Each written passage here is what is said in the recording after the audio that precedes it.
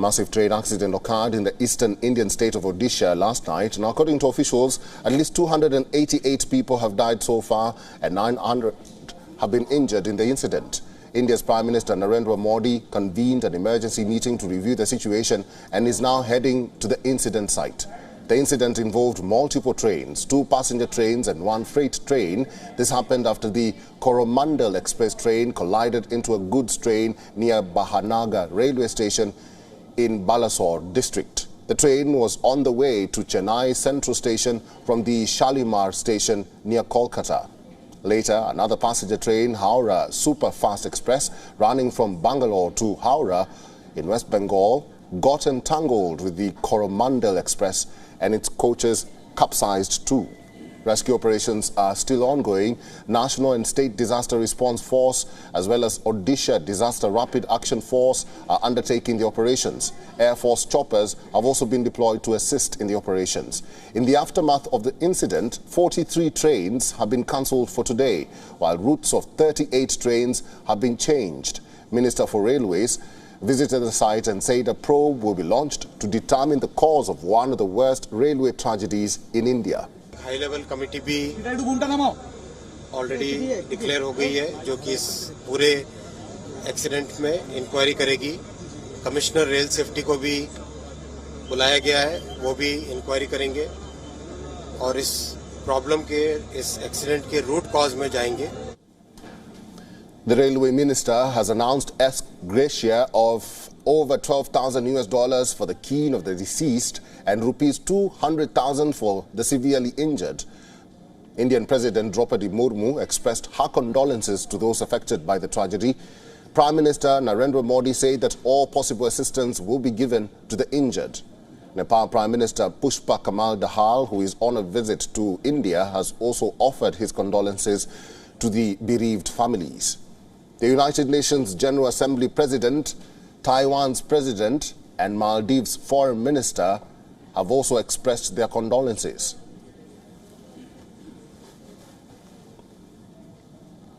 Amidst the reports of death and destruction in the derailment incident, heartwarming tales of human empathy are also emerging. Locals in the Balasore district have been coming forward to help and save lives. A large number of people are volunteering to help in rescue operations. Many are also queuing up to donate blood after the horrific accident. Long lines of blood donors could be seen outside various hospitals. People queued up all night, determined to do their part in saving lives.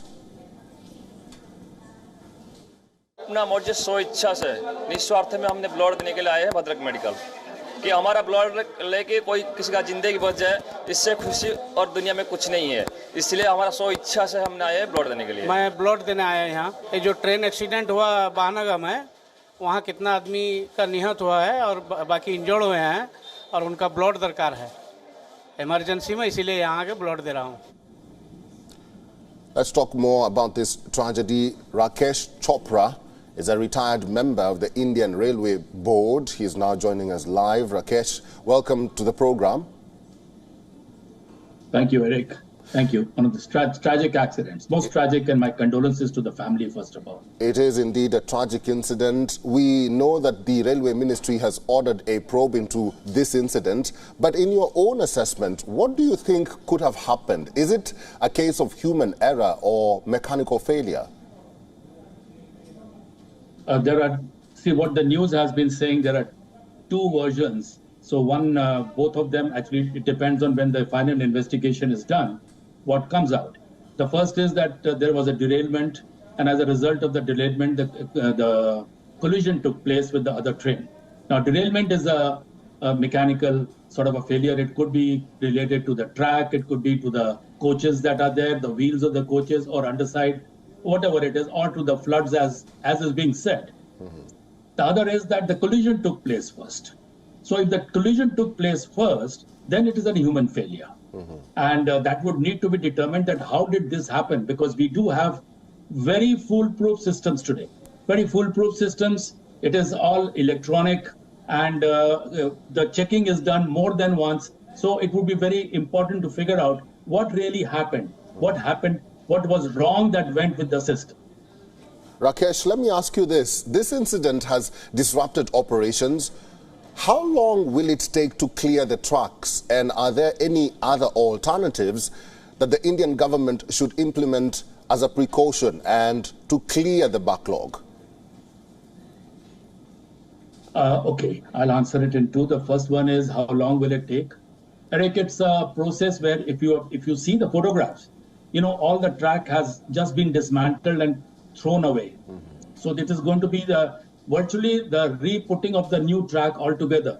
That means the sleepers, the rails, the ballast, and then compacting the ballast.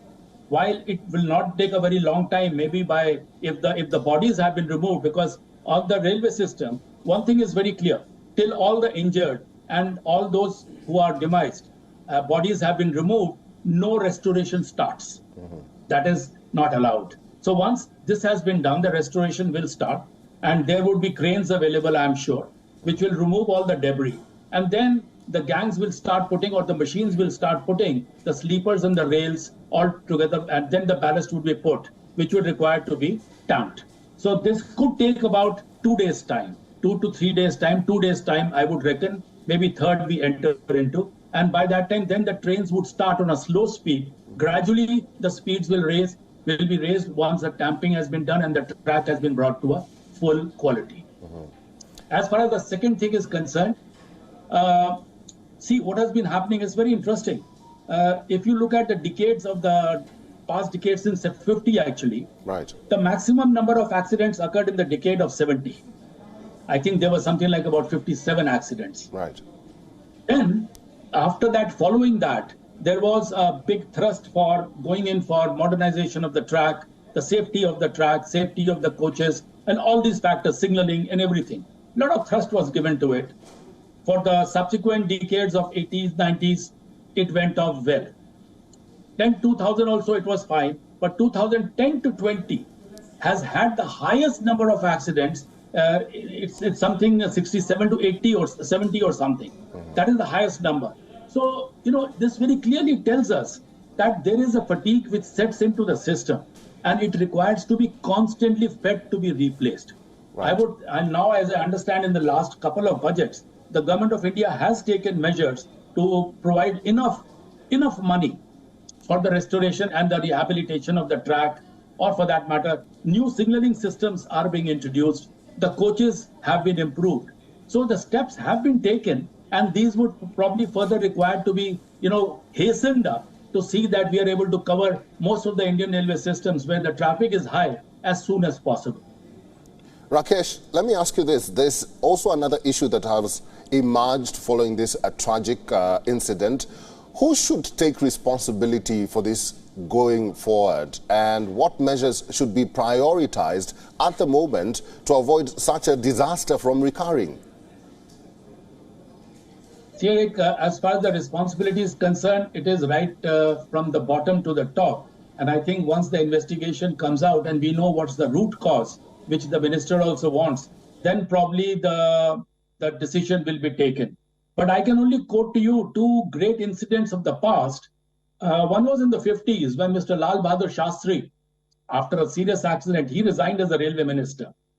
And the second one was during Mr. Nitish Kumar's time. There was a major accident and he resigned after that. So these two have been the political thing. Down in the bureaucracy, it depends on where the fault really lies. And if it is in the planning or the management, certainly the senior management goes. But if it is in the execution, then the middle level, where the executives are concerned in the day-to-day maintenance or day-to-day executing, they go. And if it is the bottommost, wherein the operations is concerned, where people are required to set the signals, set the routes, see the operations are in order, and there is no fault with the signaling systems or otherwise, then it is at that level. So that is why I think once we have been able to get to the root cause, the decision for accountability would be very appropriately taken. All right. Quite a tragic incident in India. Over 280 people have lost their lives after or following this train accident. I've been talking to a retired member of the Indian Railway Board. His name is Rakesh Chopra. Rakesh, thank you very much for talking to We On Wild is One today.